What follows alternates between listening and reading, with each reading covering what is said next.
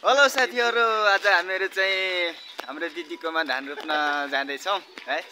यहाँ हाम्रो मोटे भाइ मेन हल्दार है, यता आली लगाउने अनि मेन रोपार चाहिँ हाम्रो रोशन अनि यता हाम्रो यो कपाल डढेको छ नि, डढीले लागेको छ मेन रोपार भाइहरु हो। म चाहिँ अब फेरि के भन्छ सुपरभाइजर जस्तो हैन, मास्टरमा बस्ने, भिडियो बनाउने अनि यसो काम अराउने, भ्युस्यु दिने हैन। म चाहिँ अब अलिक ठुलो मान्छे हो म चाहिँ। अब हिँडिरहेको छौँ, अब लाग्छ हामी आधी घन्टा 1 घन्टा जति है। भरे हामीहरू अब धान रोपेको पनि हामी भिडियो गर्नेछौँ, तपाईँहरूलाई देखाउनेछौँ।